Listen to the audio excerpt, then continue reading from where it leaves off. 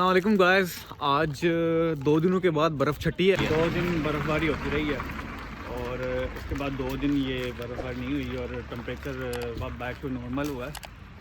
तो आज एक अच्छा मौसम था तो हम वॉक करने निकलते हैं। साथ आपको 2-3 चीज़ें बतानी थी तो वो आपको बताते हैं। तो जो पहली चीज़ है कि अगर आपने स्वीडन आने का इरादा कर ही लिया है, आपने ज़हन बना लिया है कि मैंने स्वीडन जाके ही पढ़ना है, आगे जाके मैंने अपना फ्यूचर स्वीडन में ही सेट करना है, तो 2 चीज़ें हैं जो आपको बहुत ज़रूरी जो है वो उन पे फोकस करना चाहिए।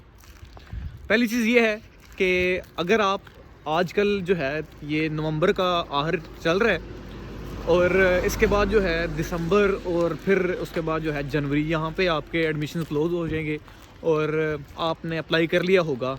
आजकल के दिनों में भी कुछ ने कर लिया है और कुछ लोगों ने अभी कर रहे होंगे।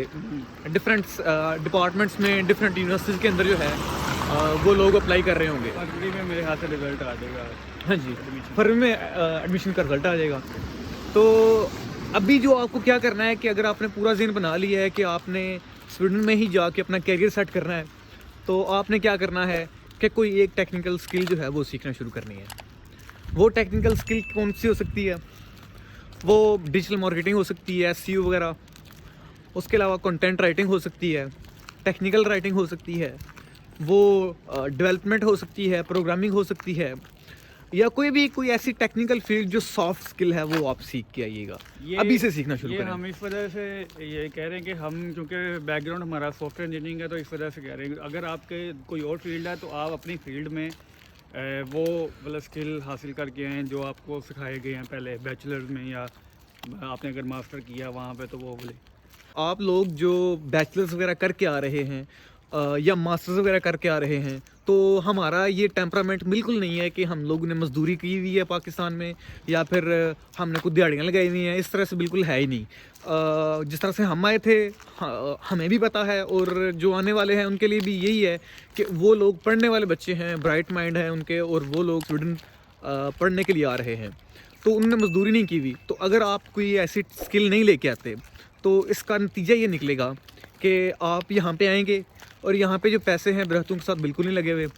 जब आप यहाँ पे आएंगे तो आपको यहाँ पे फिर मजदूरी करनी पड़ेगी, डिलीवरीज करनी पड़ेंगी, आपको और जॉब्स करनी पड़ेंगी, वेयर हाउस के अंदर काम करना होगा, तो वो बहुत ज़्यादा मुश्किल है। तो बेहतर ये है कि आप कोई टेक्निकल स्किल लेके आएँ अपने साथ जो कि आपको फ्यूचर में आपके लिए हेल्पफुल रहे। अगर आप यहाँ पे आके मजदूरी से बचना चाहते हैं, अपना फ्यूचर सिक्योर देखना चाहते हैं, तो आपको पाकिस्तान से कोई एक स्किल लेके आनी है। और कोई रिस्ट्रिक्शन नहीं है, कोई स्टूडेंट को फुल टाइम वर्क अलाउ है तो वर्क वो कर सकता है, लेकिन ये है कि उसने अपना यूनिवर्सिटी भी देखनी होगी, उसने अपने क्रेडिट आवर्स भी पूरे करने होंगे। तो इसके लिए जो बेस्ट है, क्योंकि अगर आप डिलीवरी वगैरह के काम पे लग जाओगे तो फिर वो आपको जो है ना थका देगी और आप अपना काम कैसे करेंगे। तो अगर इस तरह का कोई स्किल हो और आप किसी सॉफ्टवेयर इंडस्ट्री में लग गए या अपनी किसी इंडस्ट्री में लग गए जो एक वाइट कॉलर जॉब है उसमें लग गए, तो फिर आप इससे काबिल होंगे कि आप वो काम भी कर सकेंगे और अपना पैसों वाला काम भी कर सकेंगे। क्योंकि बिल्कुल पैसे तो पाकिस्तान से आए हैं तो आपने कमाना ही है, तो ये एक इम्पोर्टेंट है। और दूसरी बात जो है वो ये है कि जब आपका एडमिशन फाइनलाइज हो जाए, फरवरी के अंदर रिज़ल्ट आता है, 7 अप्रैल को मेरे ख्याल है आपका रिज़ल्ट वगैरह जो है वो ये कंपाइल कर लेते हैं कि किस किस फील्ड में, किस किस डिग्री में आपका एडमिशन हुआ है। तो आपने क्या करना है कि जब आपका एडमिशन हो जाए उसी टाइम पे आपने अपना लिंक्डइन प्रोफाइल जो है उसके ऊपर आपने अपनी स्किल्स को मेंशन करना है, वहाँ पे कनेक्शंस बनाने हैं। जो आपका एड्रेस है, ये बड़ी ज़रूरी बात है कि आपने अपना पाकिस्तान का एड्रेस वहाँ पे नहीं लिखना। आपने यहाँ का जिस यूनिवर्सिटी में आपका एडमिशन हुआ है, जिस शहर में आपका एडमिशन हुआ है, उस शहर का एड्रेस आपने वहाँ पे लिखना है। एड्रेस ज़रूरी नहीं है कि स्पेसिफाई हो, घर नंबर हो, गली नंबर हो, पोस्टल एड्रेस हो, वो चीज़ें आप स्किप कर सकते हैं। आप सिर्फ और सिर्फ उस शहर का नाम लिखें अपनी प्रोफाइल के साथ और प्रोफाइल को एक्टिव रखें। रोज़ उसको ओपन करें, अपने कनेक्शंस बनाएं, जॉब्स के लिए अप्लाई करें।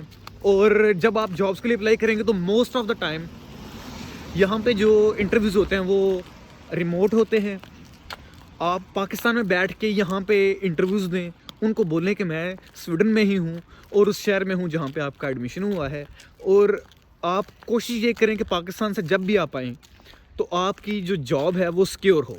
और अगर सिक्योर नहीं है तो कम से कम फाइनल स्टेजेस के ऊपर आपके इंटरव्यूज चल रहे हों। इसका फ़ायदा ये होगा जब भी आप यहाँ पे स्वीडन में आएंगे तो आपके पास एक स्टेबल जॉब होगी, आपको बिल्कुल डिलीवरीज वगैरह या वेयर हाउस का जो काम है वो नहीं करने पड़ेंगे।